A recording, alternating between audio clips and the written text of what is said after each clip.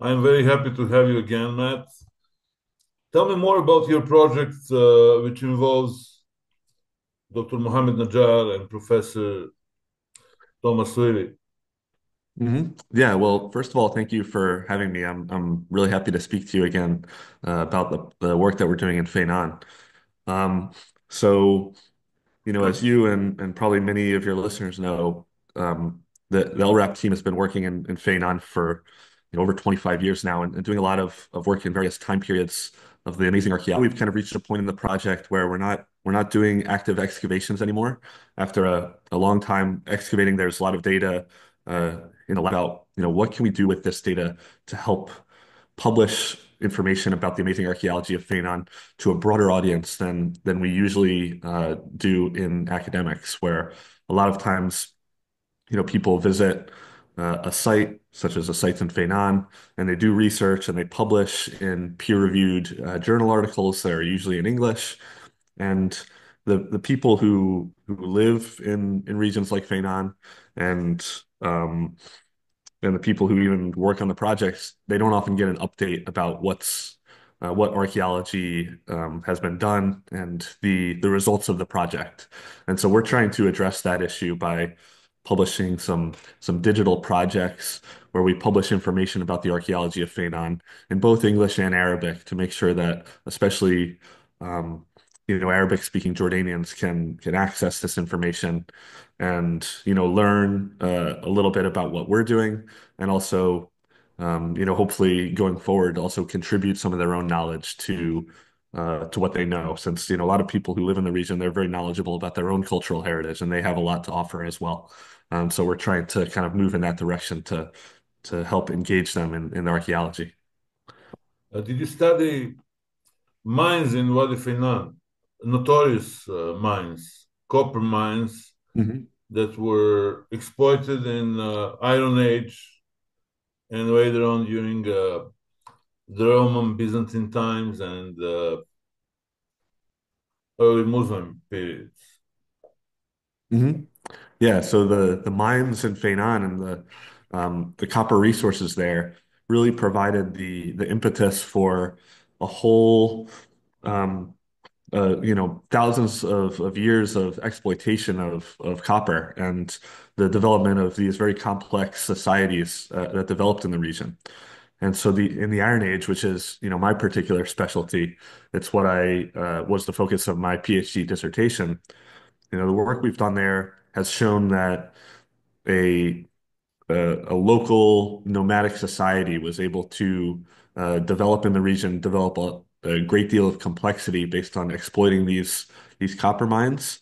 And a lot of the previous research has kind of shown that, the production of copper was a huge factor in the development of complexity. And in my research, I've particularly studied the trade of copper. And, we know that elites in the region, high status individuals would have traded the copper. They would have controlled the trade of copper to other regions. And in return, they would have received fineware ceramics. They would have received probably um, valuable foodstuffs like olive oil. So these elites would have been kind of living the good life in Faynan based on exploitation of copper. And this information about the production of copper, the exchange of copper, and the development of a local complex nomadic society is all information that we're now trying to share in these kind of digital platforms um, and help people kind of learn about these amazing cultures in the Faynan region. Have you collaborated with the local academic centers, universities, and the DOA? Because the DOA, Mhm. or to say Department of Antiquities for our viewers, Mhm. uh, I wouldn't say control the whole all projects on the territory of Jordan, but they collaborate with scholarly teams. Mhm. How was Yeah. that collaboration between your scholarly team and the DOA? Yes, that's a great question. So Of course, the all whole questions project of related to the DOA, great questions. yeah. So the whole project, the whole LRAP project, is a collaboration between the Department of Antiquities of Jordan and the University of California, San Diego. And so, we're really grateful to the Department of Antiquities of Jordan, um, and all the kind of assistance and help that they've provided in the research, uh, about the Faynan region. And it's been really, I think, a kind of fantastic collaboration because it's revealed, I think, so much about the history and archaeology of Jordan and this important region of Faynan. Um, and now in this stage of kind of publication, I'm looking for more ways of uh, of collaborating with Jordanians and finding new sources of collaboration.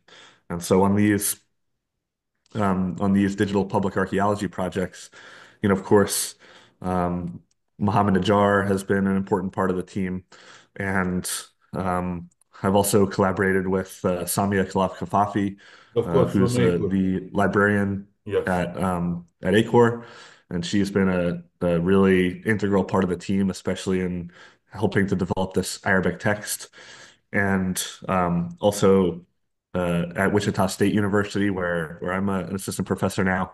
I've been working with a student named Omar Khalil, a Jordanian student, who also helps me with the Arabic text. But for me, I envision, continuing to to develop collaborative relationships with Jordanians and Jordanian archaeologists and Jordanians who are even just interested in archaeology. And so, if anyone were to kind of hear this and be interested in collaborating or helping to kind of develop these kind of public outreach projects, especially in Arabic, I'd be more than happy to speak with them and collaborate with them. That's my main goal is to find ways of collaborating and sharing data in ways that sometimes archaeological projects in the overall region of the Middle East have not always done with the locals. Have you collaborated with the University of Jordan or University in Man because it's not far away Mhm. from that university? Yeah, not yet. Excuse me. Not yet, but that's a really good suggestion, and that's something I'm going to look at going forward. I know there are a lot of great scholars at the University of Yeah. Jordan and the University of Fawzi Amman. Tana is Yeah. there at the University Sorry? of Man. hmm yeah, so He that's a fantastic. knows the local history and local sites.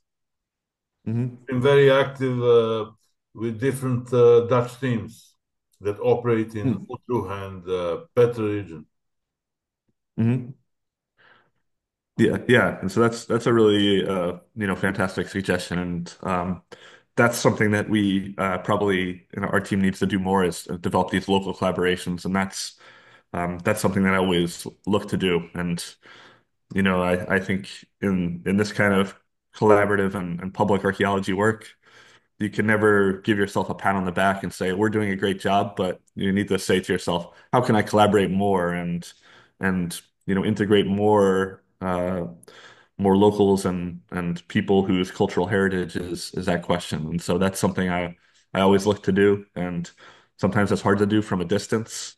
I live in Kansas, which is not the most well-connected place in the whole world, but it's definitely a future goal of mine, and I try to invite people's interest and collaboration as well in the projects that I work on.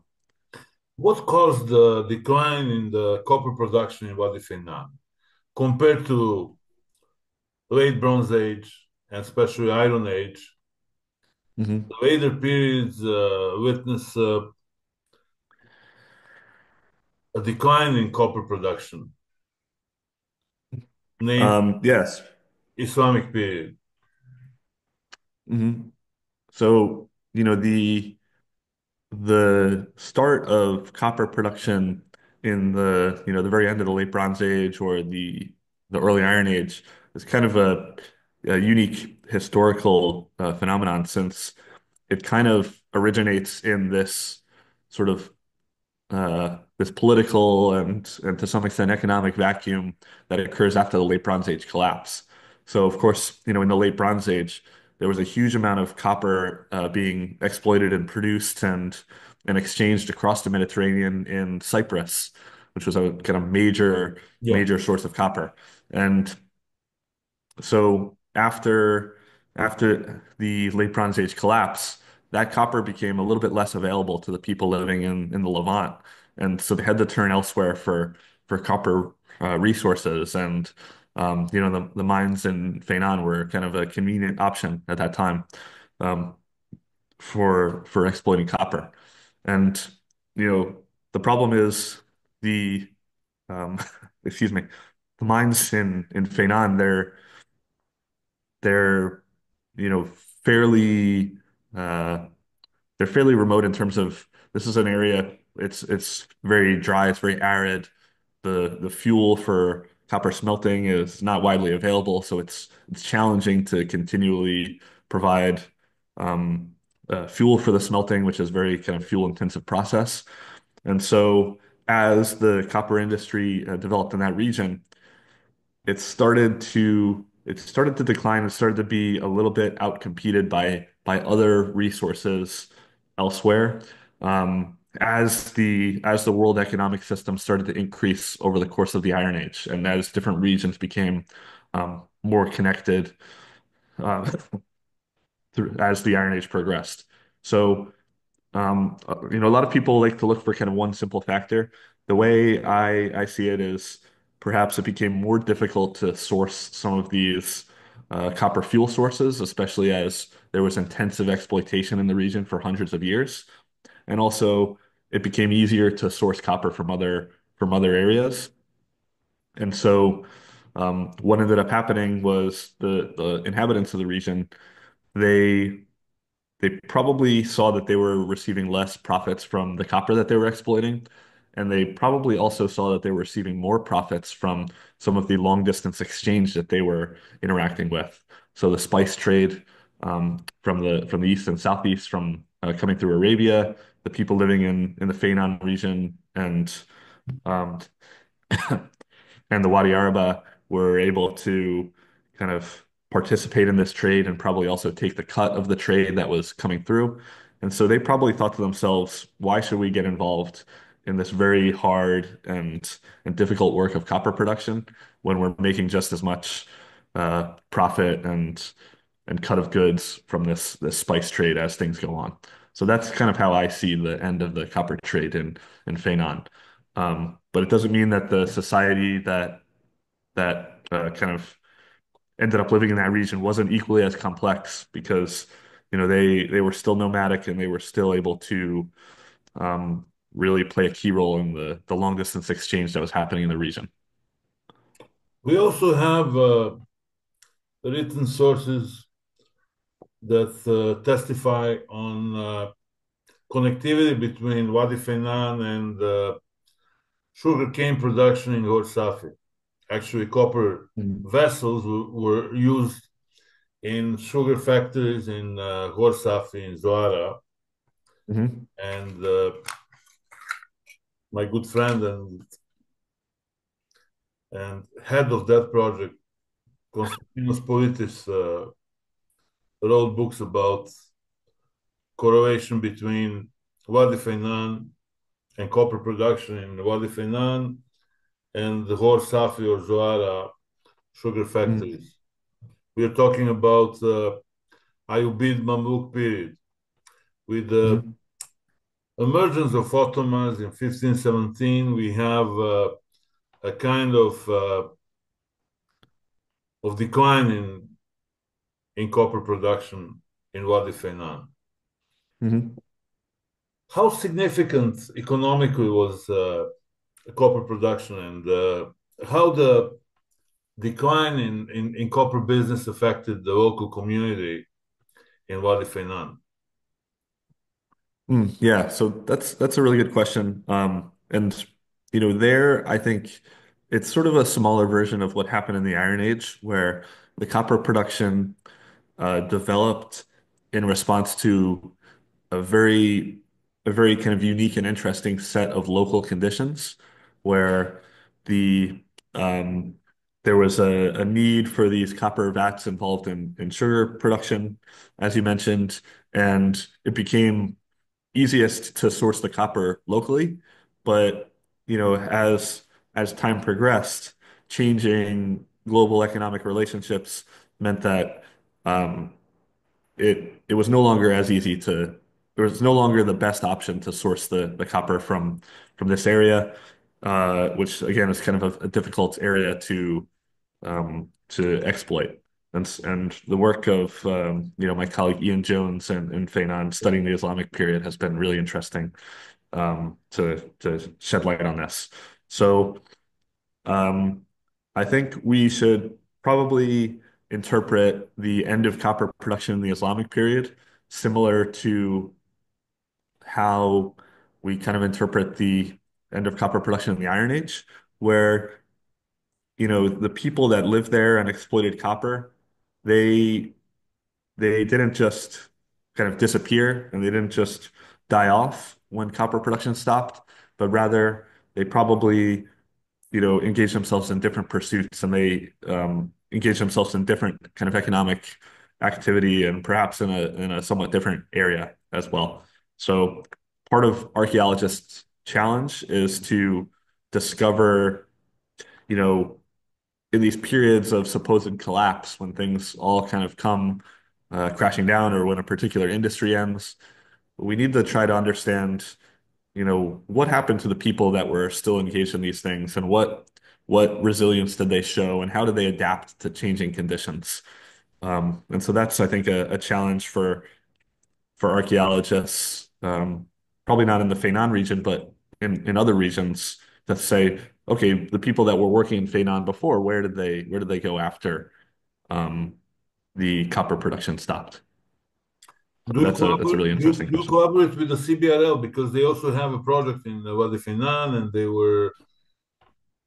were working at the museum in Wadi Faynan. Mhm.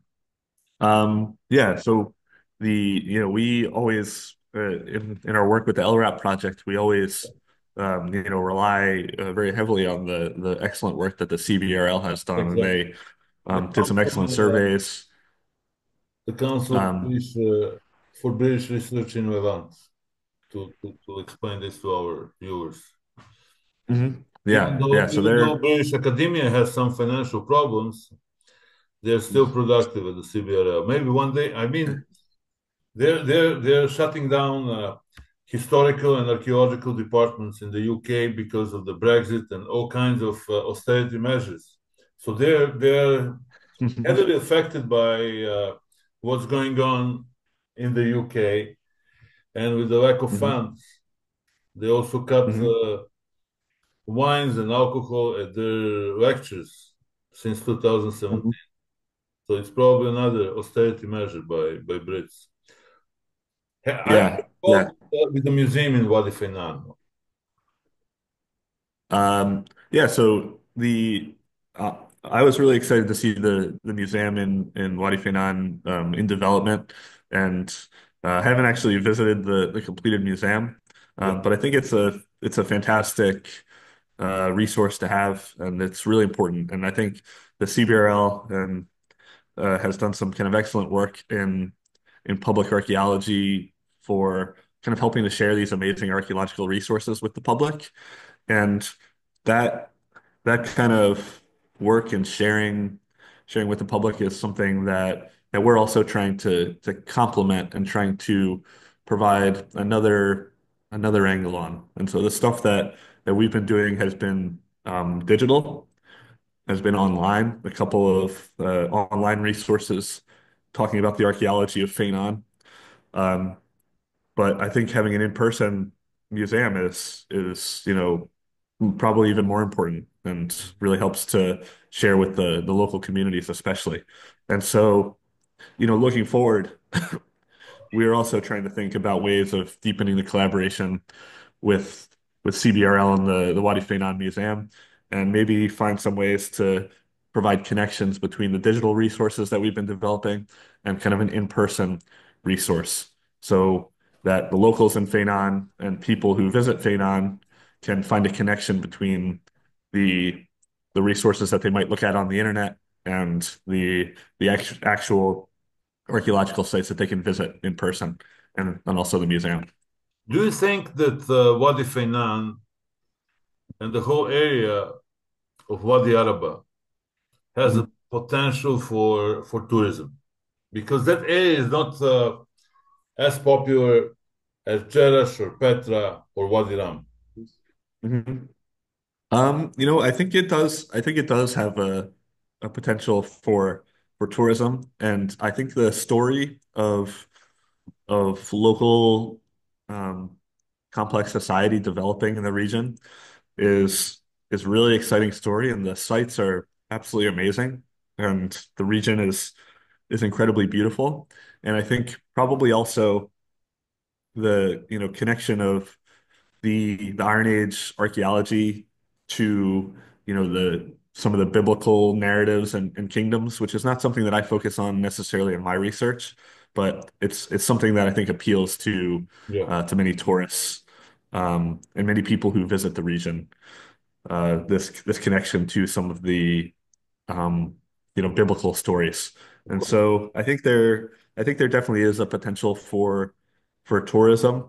It's sort of just the question of making sure that there's resources, and there already are some. There's the Faynon Eco Lodge, of course, which is kind of a great opportunity for people visiting the region.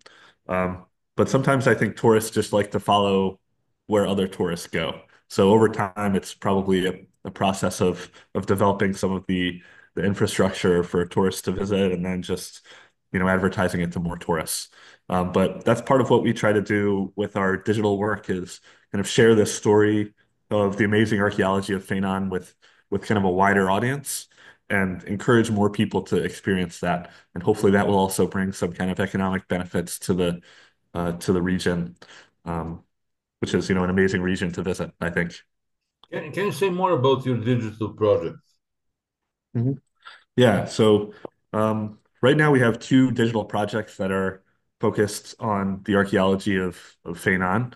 One is what's called an ArcGIS story map, and this is kind of a scrolling, interactive narrative where people can read about how how complex society was able to develop in the Iron Age and kind of some of the ways that we as archaeologists investigate this society. And and that's of course available in English and Arabic for both kind of a global audience, but also especially an Arabic-speaking Jordanian audience. And then the latest project that we have is a collection of 3D models that are published on the website Sketchfab, and that would be sketchfab.com/LRAP, ELRAP. And these models are available in English and Arabic. And together they're a collection of models that have description there of archaeological sites, they're of excavation units and of artifacts that come from the Faynan region. And users can kind of explore these different models according to their own interests. So they might be investigating, they might look at a 3D model of the famous archaeological site, Khirbet Nahas, which is a major copper producing site. And they might see a little bit of discussion of copper slag. And so they might be interested to explore Area M at Khirbet Nahas, which is a major slag mound that we excavated on the LRAP project. And so they can click that link and they can go visit the 3D model of the Area M slag mound when it was excavated. And so that's interesting to kind of look at and explore. But, I don't think that maybe everybody is familiar with what slag is. So they might click the link to go to slag and explore the 3D model of slag and be able to look at a piece of slag in person or not in person, but online. And so I think it's useful for people to explore different things according to their own interest and explore some of these artifacts and um, and models and archaeological sites and excavation units according to their own interests, and hopefully learn more about um, the archaeology of the region based on what they want to learn about, and not what we dictate is interesting for them to learn about. Historically, the territory of Faynan belonged to the kingdom of Edom, and Edomites at some Hmm. point controlled both sides of the area, eastern and western. They Hmm. expanded to the western side. How Hmm. interconnected were centers in Negev with Wadi Faynan? We knew that copper was exploited and sold through Gaza port and other ports on the Mediterranean. Hmm. Yeah, that's a fantastic question. And really, um, the archaeology shows that these areas were incredibly interconnected, and maybe even maybe even calling them interconnected is a bit misleading because they're probably in the past they're probably the same area. Of course. The lowlands of Faynan and the Negev. These are part of the same area in the sense that they're areas where nomadic people were producing and exchanging copper. And the copper that they would produce in Faynan would be exported by the very same people westward into the Negev. And my interpretation would be that the phenomenon of the so-called Negev fortresses, which were uh, an early Iron Age phenomenon, were probably, trade way stations for this kind of developing copper trade of sending copper west to the Negev. And, they're a very kind of temporary phenomenon. And I would interpret them as part of this overall area that was controlled and um, and exploited by the nomadic inhabitants of Faynan. And they were, of course, moving across the area. They were also moving up into the highlands at times, the highlands of Edom. And so we really need to think about this kind of enormous system of trade that continued westward to the Mediterranean, continued to Faynan, and also continued, past Faynan and south as part of the spice trade. But the area of Negev, this is all part of some interconnected, dually focused on this trade between Faynan and the Negev and the Mediterranean beyond. And I think showed that probably copper was traded this way, and ceramics and probably foodstuffs like olive oil came back the other way. And this is also something that we kind of explore and try to illustrate in the online resources that we were just talking about on Sketchfab. So users exploring that can see some of the ceramics that were traded eastward from the Negev to Faynan, where they were found in kind of elite residences, and they can see some of the very specific evidence that shows that elites in Faynan were controlling this exchange of copper westward to the Mediterranean. When was the first time you came to Wadi Faynan, and how did you get interested in this area as a Mhm. scholar? Um, What motivated you it, to push your expertise to that mhm. direction, to the direction of Mhm. Edom Kingdom and Wadi Faynan in particular? Hmm. Yeah, so I first came to Faynan in 2012, and at that time it was my first semester as a graduate student working with Professor Tom Levy, and I first was motivated to work with Tom Levy because of his expertise in cyber archaeology, and that's also my interest is applying digital technologies to investigating the past and also sharing information about the past as well.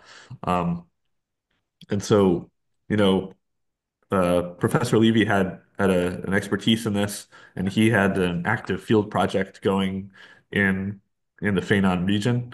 And so, for me, it was an exciting opportunity to visit a region that I hadn't been to before and apply some of these digital technologies. And so, at that time, what we did was we conducted an aerial survey using a balloon with a camera attached to it to do aerial survey of a number of archaeological sites and record them in 3D using a technique called photogrammetry, which produces 3D models from dozens or hundreds of photographs. And those 3D models that I started to produce in 2012 and continued to produce in 2014 in another field season, they make the basis of these digital projects that we've already talked about.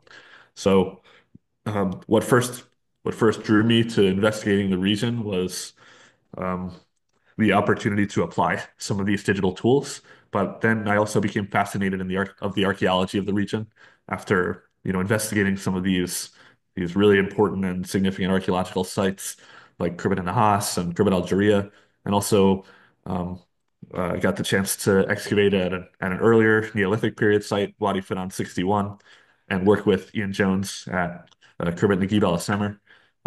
So it was a very exciting opportunity for me in my first semester of graduate school to visit and investigate some of these sites.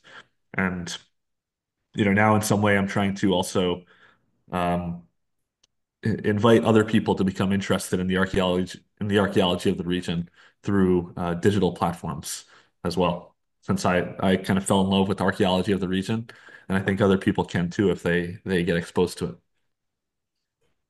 Did you involve other sites in digital platform, or you're only focused on Mhm. Wadi Faynan?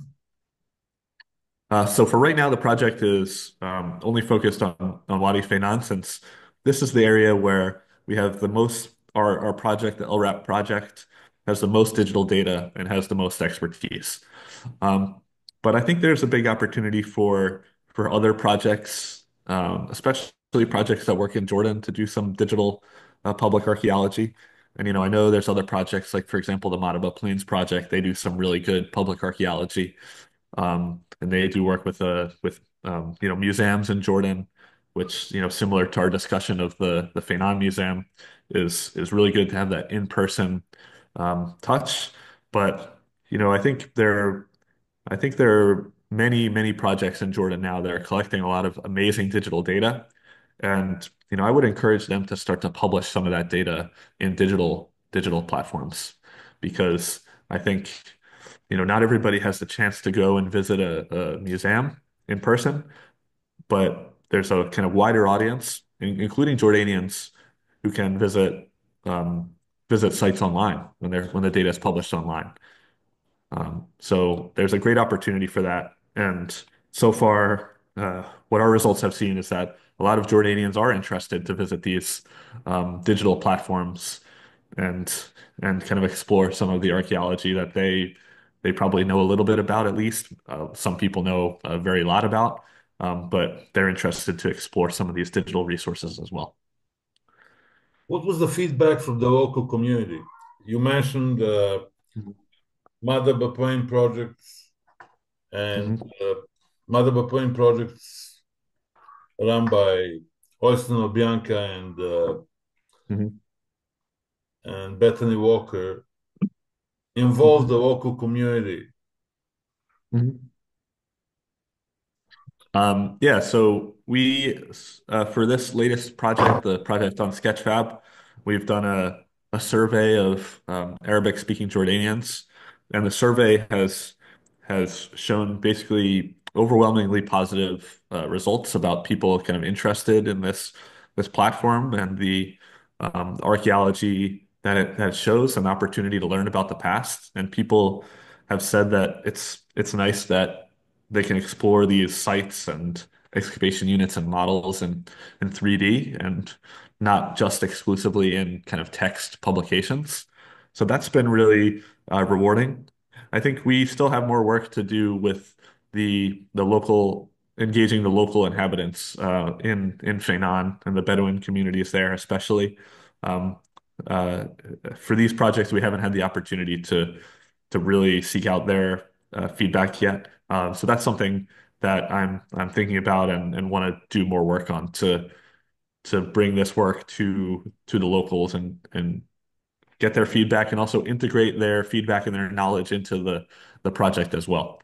Because of course the locals, they've been living there and interacting with the archaeology, and many many individuals have been working with the LRAP project and also other projects for decades, and so they have a great knowledge of the local archaeology of the region, and that I think would be a great resource to share with a wider audience as well.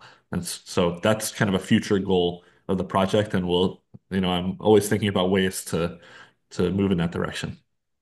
Are you planning to publicize some of your discoveries and Mhm. digging seasons? Um, Because I don't know how many digging seasons you had, but you mentioned earlier that for the time being, you're not planning to excavate in Wadi Faynan. mhm. Yeah, so we've done a couple of publications on some of the the results that Um, we've gotten, especially from the latest excavation at Khirbet Al Mhm. which kind of helped to provide information about the regional nature of copper production and the settlement hierarchy of copper producing sites. Um, I have in my dissertation, I've done some work on the ceramics of Khirbet Al and I'm looking to try to publish those in a more kind of accessible platform as well, and also in journal articles. The public archaeology work, where we also publish that in academic articles. Um, and so we kind of in the LREP project, we look to publish in the academic context, and we also look to publish in the public Mhm. context as well to make sure that the information that we produce is accessible not just to other scholars but also to a public audience. And so we have some more um, ideas for publication that are kind of working their way through the system. But of course, it's hard work to write everything up. But over time, we hope to get it all out there and make sure that the all the information that we learn and the research that we do is as accessible as possible to people who are interested in it. Are you planning in the coming period to operate in Wadi Faynan to dig and bring more information about the sites or sites because Hmm. it's a conglomeration of sites. When we say Wadi Hmm. Faynan, we don't mean one particular site. Hmm. Hmm. Yeah, so for me right now, it's a sort of challenging period in my career where I don't yet have access to all the funding that might be necessary to conduct a project in Faynan. But it's always a region that I'm interested to come back to and interested to do more work. And as you said, there are many sites in the region. I think there's a lot more work that can be done. And I'm interested to pursue some different angles of research that haven't been done before. But for the time being, it's hard to develop that project, so that's gonna have to be a future idea for now. And hopefully in the future we can also find ways to integrate the local population more into the research that we do and help to get their input on sharing the results with a broader audience. Thank you so much, and I'm going to follow up on your work and work of your colleagues like Jones and Vivi. I have to also meet Dr. Najjar to see what's going on with him because I haven't seen him in 2024. Mm, And if you have any updates, please go ahead and we can run this in the paper as well. mm. Great. Sounds good. Well, thank you again for the opportunity to speak with you. It's been a real pleasure to